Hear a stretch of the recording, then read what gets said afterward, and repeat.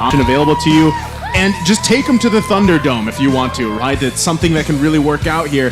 But S11 as well, across the board, they've got that Cryo glue pick that we've seen either work or it doesn't. And still, I mean, they have a lot of options to work around with. But I think it ultimately is going to start also in the jungle. But the band is going, and ladies and gentlemen, welcome to the third match here. Can S11 do it again versus Team Hawk? Man, that Eudora pick. Oh, I love it here, man. The Eudora is going to have so much value, right? You want to lock down Chan, you want to lock down Kai, and especially Jotun, who's now going to really struggle when he jumps in. He might have to go for like a magical defense item early, but I have to take a look at his... Oh, he went for the mystery shot. That's not going to be a tank Karina. It's a full damage Karina. At least it should be. It's an assassin Karina attempting to burst down the Squisher members like Panda, like Gary. But of course, before he can even get there, Lola needs to be dealt with first. And this EXP lane matchup, whoever comes out on top will determine the dynamic of the rotations, right?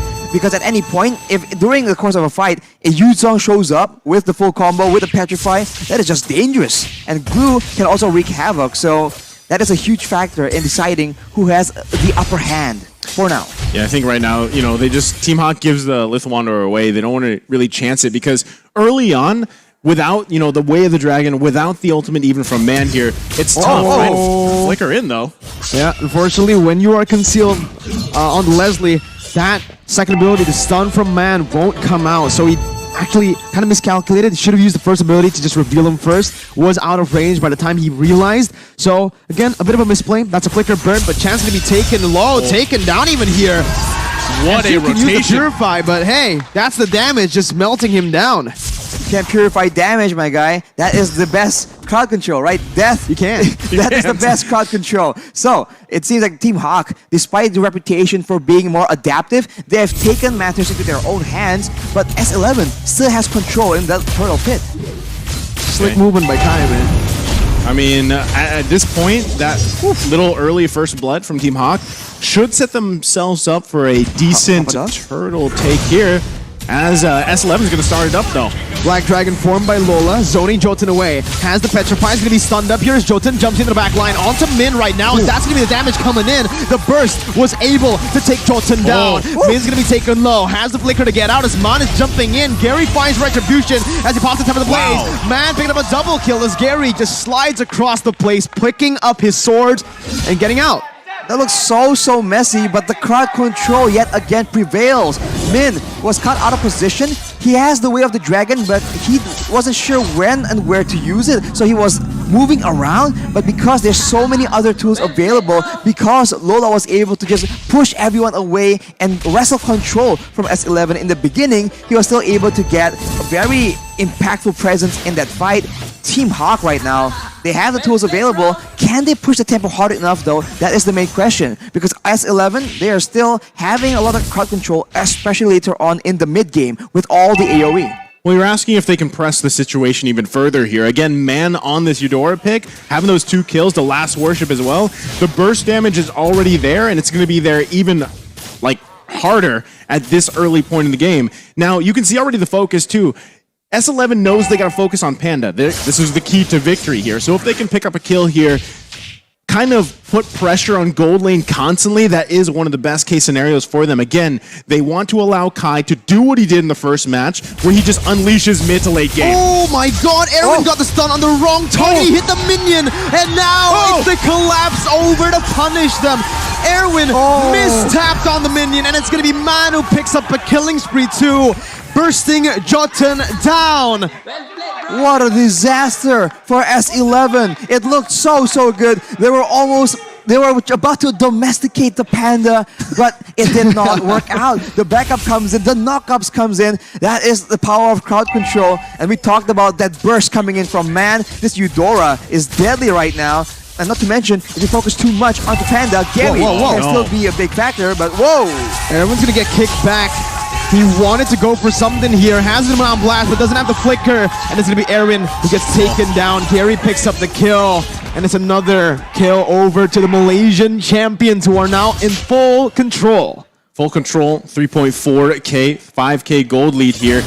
this turtle should be theirs as well. And, you know, questionably, Erwin, I mean, he was trying to just maybe buy time for that turret, but better to let it go because now this is one objective after the other going to the hands of Team Hawk here. S11's going to have their work cut out for them early on through this game into the mid game. And still, what is the answer here for Man? Man having a massive game already. This is like what Chan had in their match in match 1, right? So this is a flippy-floppy situation, but also somewhat expected from Team Hawk. They're going to put pressure where they know they need to be.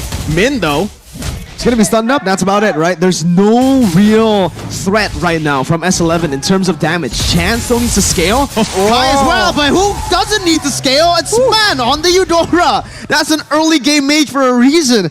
Erwin just got melted. That is a terrifying amount of damage onto the roamer. If your roamer can be one-shot like that, that allows Team Hawk to just deny any kind of inquisitive maneuvers coming in from Erwin. He cannot find vision, and with that control, with those threats, they're able to get the turret, but Man here is the main target for S11. There you go, everything used, and still it's Monster surviving, but Chan jumps in with his Mon Force, picking up a shutdown and putting some gold in his pockets, collecting it. Lola still with the Black Dragon form now, going to be out of there, going to be immobilized down, but he's still able to get out with a Furious Dive. Meanwhile, in the back line is going to be actually Jotun, who gets kicked back to the team, has the maneuverability to get out for a bit before Panda finds the kill. Gary now still trying to look for more damage, but it's S11 who decides to back off, and it's an equal trade in the end.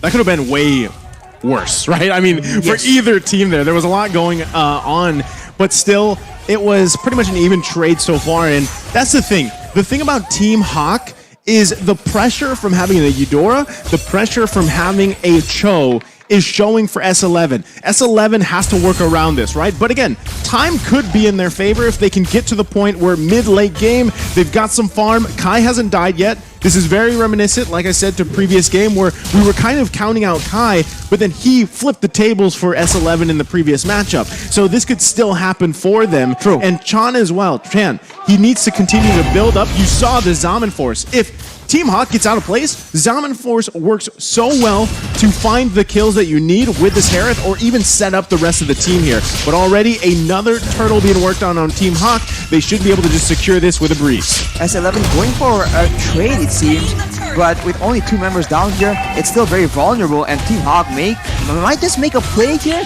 No, they go for the turret, and that's about it. They're playing it patient and disciplined, keeping it clean, because later on, they can still have so many more options, man. They can use Gary to split push as well. We've seen that happen, and now here is the squad, right? Looking for a play, but Lola might be the one starting it off. Uh-oh, there you go. Yeah, Lola just dishing out a bit of damage to act as poke, but with this, the way they're trading on the map, right, S11 sure are buying a bit more time. Erwin jumps in onto Lola. They're trying to actually collapse onto with his Mon Force too. Lola taking very little bit away. The Dragon connects onto Jotun. His Chan still able to actually get out. Look at him now. Blast connecting onto 2 members.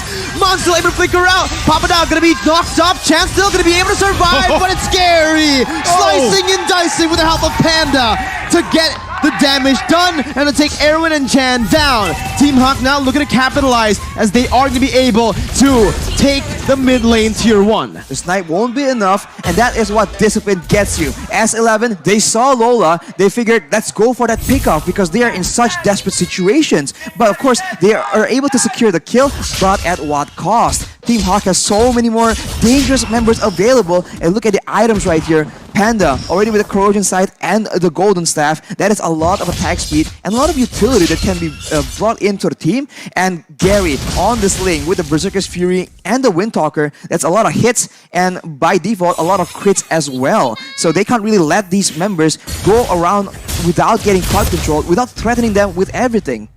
Yeah, again, you know, with Kai not dying yet, that's a great situation to be in. But what we're seeing from Team Hawk is that backline dive is so strong. You have Gary, you have Lola to do that. And man, if he decides to flicker in and just throw out that full combination for Eudora, then Kai could be easily taken out here. So still, S11 buying time, they might be better off just giving up this first Lord, because if they actually contest it or try to fight it, they're most likely going to lose the fight here. So Team Hawk starts up the first Lord of the game. That's a very great point, because if there's a big messy fight, Man can output the bulk of his role in the fight instantly. Whereas for the other side, if Chan wants to mimic the same kind of success, he needs to stay alive, he needs to take a lot more risks. So Man has the quote-unquote easier hero, but that also means that as long as he's tactical and smart about his decisions in those big fights, who he targets, it's just a more clear-cut solution. S11 are still waiting for that power spike to hit, right? Yeah. They are banking on Chan and Kai. These two members are the two members that need the items to actually carry the game right now. Jotun, I think right now he just needs to act as an assassin, right? He comes in late, but if Team Hawk keep on just suffocating them this way, S11 have no way to actually get goal. Like, look at this, the orange buff is actually stolen away by Lola. Oh, they're going in. What is going on here? Mid lane. And even in top lane, it's 2 kills on the board. Chan's jumping back and forth, but he doesn't find a trade. It's still Team Hawk who just wins it out 2-0. Okay, we missed that for a second there, but 2 did go down for S11. And Lord now on the bottom side, they're going to have to be careful here how they approach this Black Dragon form.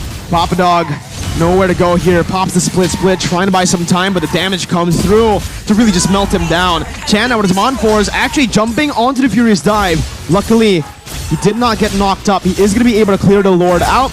10 minutes in, base turret down in the bottom lane. Team Hawk, I think they could have pressured a bit more there, but as we mentioned, keeping it clean, keeping it disciplined, knowing that they have the lead, but they also have a lot more early game options, so there's no point in taking unnecessary risks and letting S11 perhaps have an opportunity for a comeback. Look at the players' gold right here, Gary and Panda all the way up there, and despite the fact that Kai has been left relatively untouched, he is still not as wealthy as Jotun, which is not ideal, right? At this point, the Karina is not the main carry that you can rely on to actually decide the fate of the game. The items, right? That's what I really want to see for Kai right now. Does he have at least just the... I think he's got 2. I think he's got Berserker's Fury and maybe Endless Battle. Not sure if he was building towards that yet, but I mean, you saw the damage dealt. He's the highest there, but you saw how the discrepancy between the gold from him and even someone like Panda, right? I think it was around 2,000 gold difference. And so maybe in another 3-4 minutes, we'll see Kai pop off. Now we can take a look at the items. There it is. It is going to be that Berserker's Fury with the Endless Battle here, working on the next. So if he's going, is he going BOD here, Arashi? For the third? I think BOD makes sense, especially with how you want to be playing, right? Just burst damage, assassinations, quote unquote. But Team Hawk right now is just zoning everyone. I mean, Kai has the steel leg plates, but it's so dangerous for him to be roaming around right here because Gary and Lola can very easily take him out. The steel leg plates alone will not be enough to secure, I don't know, his life in the big fights. And look at how Team Hawk is positioning, right? They're just looking for opportunities, moments where perhaps S11 will overextend just a bit, and they have the tools to just punish that. But now that the Lord is up, it's a completely different story. I think you still just give this Lord away. You defend in your base. Yeah. You know, it's your 8K behind here in gold, and you don't have much movement around the map. No much space to move around in. So this is the thing, though. Even if you turtle up here for S11 and you try to protect Kai the best you can, man is still the issue, right? He could flicker in at any point and just lock down Kai. There's the Divine Glaive. That's even more big damn at this point. It's tough. It's tough here for S11, but they're going to have to defend against this Lord as soon as it spawns, and the Onslaught Siege from Team Hawk at 9K ahead from S11. Now it's the question is, can they defend, right? With the amount of damage output and pick potential and even siege from Team Hawk, are S11 Gaming going to be able to withstand this? Arashi? It's going to be very tough, man. I mean, if their core members don't get caught up in the initial assault, I think there's a chance, right? You can see the damage is starting to come through, but of course, with so much crowd control available, Team Hawk can just even zone and not even commit to a fight, and that will allow them to take down multiple structures or even end the game with good lane manipulation. No conceal already. It's popped in by Min. That's going to be a resource valuable towards S11 as Papa Dog tries his best to zone the other members away. Erwin with an not blast, but it's going to be Min who kicks him away. Still, base turret is up. Gary jumps in with the blade. Chance to be caught. He's going to be taken down. Unstoppable picked up by Panda already. That's the mid laner gone. One of the high ground defense members is no longer alive for S11. Man flickering forward, trying to get Kai right now. Is Kai still able to actually get out? Lola getting out of harm's way right now. Man's going to be able to dish out the damage, but he's going to be taken down in the end by Kai. He's still in the back line, dealing a lot, dealing that true damage. As that's going to be Min caught. Double kill over to Kai, who's still trying to dish out the damage. And now you can see that he is starting to hurt. He is going to be able to dish out more as he's hunting for Panda. Panda picks up a godlike, flickers out, and Team Hawk have taken all 3 base turrets. They've taken all 3 base turrets, but they gave several kills in the process. Of course, it's not a defeat. They have so much macro pressure right now, but S11, they need that influx of gold, and it comes into the right hands kind of, so they have a chance right here. But of course, with 10k gold difference, it's going to be very difficult for them to get a victory in the big team fight unless something crazy happens, a pickoff, unless they do something crazy that Team Hawk can just not see coming. I mean, even looking at the player head-to-head here, we already know Kai is going to be the saving grace here for S11 if they can turn this around. He picked up the BOD about 4 minutes ago. I was like, you know, they need to buy 4 minutes. They've done that, right? They did have a successful defense in their base. That's step number 1 here. If they want to go ahead and either find a pickoff of their own before that next Lord comes up, that's probably what they're going to try to do, get in position here. That will be crucial for S11 to turn this game around. They've just got to be careful because the base is fully exposed. They've got no inhibitor turrets left. That's why you have Pompadonk parking up here on the top side. Knows that Gary will be splitting around the map here, but in just a couple seconds, Lord now going to be up, and they've got to be careful on how they approach it. That fight that S11 technically won was without Chan. Mindo looking for that position, goes on to Erwin. That's gonna be Lola jumping in. Chance to be able to pop that Zaman Force, topped up, and that's the unstoppable by Gary. Jotun tries to look for a kill, but will fall instead. Gary's gonna be taken low, but the damage coming from Kai's. That's gonna be Erwin melted down by Panda. Still Kai in the back, but will be petrified, knocked up, and taken down by Panda and Lola. It's a double kill by the Black Dragon, and now it's time for Team Hawk to march slowly up against one member from S11. Papadog all alone. The miracle play will not happen as Team Hawk will be able to secure their first win at M4, silencing S11.